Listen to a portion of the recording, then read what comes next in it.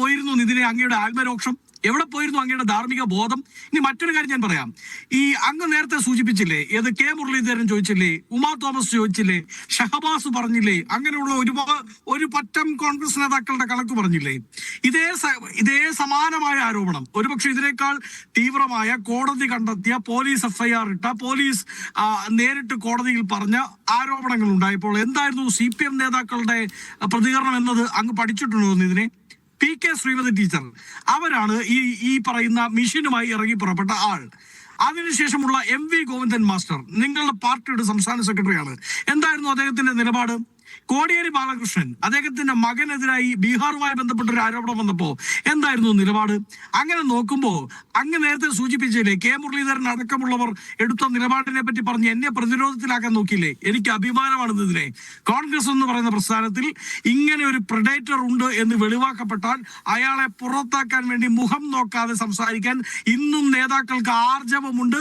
അത് പറഞ്ഞാൽ അതിന്റെ പിറ്റേന്ന് കെ മുരളീധരന്റെയോ നേരത്തെ പറഞ്ഞ ഷഹബാസിന്റെയോ വസന്ത് തെങ്ങുംപള്ളിയുടെ ഒന്നും വീട്ടിലേക്ക് മാഷാ അള്ളാ എന്ന് സ്റ്റിക്കർ ഒട്ടിച്ച, വെറും ഇന്നോവയല്ല കേട്ടോ, മാഷാ അള്ളാ എന്ന് സ്റ്റിക്കർ ഒട്ടിച്ച ഇന്നോവ തിരിയില്ല എന്ന ബോധ്യം ഞങ്ങൾക്കുണ്ട്. ഒരു കാര്യം, വളരെ പ്രധാനപ്പെട്ട ഒരു കാര്യം, 10 സെക്കൻഡാണ്. ഈ രാഷ്ട്രീയ നേതാക്കൾ എല്ലാം നടത്തിയ പ്രതികരണങ്ങളിൽ നമുക്ക് മാറ്റി നിർത്താം തൽക്കാലം. കോൺഗ്രസിന്റെ, CPMന്റെ, BJPയുടെ, അത് രാഷ്ട്രീയമല്ലേ? P സതീദേവി ആരാ നിഷാദേ? P സതീദേവി ഈ സംസ്ഥാനത്തെ വനിതാ കമ്മീഷന്റെ അധ്യക്ഷയാണ്. അവർ CPMന്റെ നോമിനിയൊക്കെ ആയിക്കോട്ടെ, പക്ഷെ ഒരു ഭരണഘടന പദവി ഏറ്റെടുത്ത് അവർ സത്യപ്രതിജ്ഞ ചെയ്യുന്നത് ഈ സംസ്ഥാനത്തെ മുഴുവൻ വനിതകളെയും സംരക്ഷിച്ചോളാം എന്ന് പറഞ്ഞുകൊണ്ടാണ്. ആ P സതീദേവിയാണ് പറഞ്ഞത് തൽക്കാലം മുകേഷ് രാജിവെക്കേണ്ടതില്ല, ശിക്ഷിച്ചില്ലല്ലോ, ജയിലിൽ പോയില്ലല്ലോ, തീവ്രത കുറവല്ലേ എന്ന്.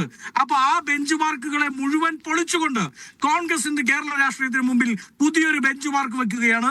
ഇങ്ങനെയാണ് ഒരു പാർട്ടി പെരുമാറേണ്ടതെന്ന് അത് കണ്ടു പഠിക്കുന്നതേ. എന്നിട്ട് വർത്താനം പറ. ശരി. അതിനകത്ത് ഒരു കാര്യം ശ്രീ ദാമോദർ പ്രസാദ്, ഞാൻ വീണ്ടും ചോദിക്കുന്ന വേറൊരു സംഗതിയാണ്. അതായത് ഒരേ ഒരു കാര്യം, യെസ് പ്ലീസ്. അല്ല, ഇതിനേക്കാളൊക്കെ നന്നായി ചർച്ച ചെയ്തിരുന്ന കുറേ ആളുകളാണ് ഇപ്പോൾ ഒളിവിലുള്ളത്. അതാണ് ഞാൻ പറഞ്ഞത്. രാഹുൽ മാങ്കൂട്ടം ആയിക്കോട്ടെ, സന്ദീപ് വാര്യർ ആയിക്കോട്ടെ, കുറെ ആളുകൾ ഉണ്ടായിരുന്നല്ലോ. ഒളിവിൽ പോയ ആൾക്കാരുടെ പേര് ഞാൻ പറയില്ല. അതൊന്നും പറയാത്തത്, ഒളിവിൽ പോയ എല്ലാവരുടെയും പേര് ഞാൻ പറയില്ല. നിങ്ങളുടെ കൂട്ടത്തിൽ നിന്നും വലിയ ബഹളത്തിൽ ചർച്ച നടത്തിക്കൊടുന്ന ആളുകൾ ചില ആൾക്കാരെ ഇപ്പൊ കാണാനില്ല. സ്ത്രീപീഡന കേസിൽ പ്രതിയായ എം വിൻസെന്റും എൽദോസ് കുന്നപ്പള്ളിയും ഉണ്ടല്ലോ വസന്തിന്റെ പാർട്ടിക്കാരുടെ ബെഞ്ചിൽ. എന്താ നിലപാടുള്ളത്? നിലപാടെടുക്കാത്തത്? എൽദോസ് കുന്നപ്പള്ളിക്കെതിരെ, വിൻസെന്റിനെതിരെ എന്താ നിലപാടെടുക്കാത്ത? എന്താ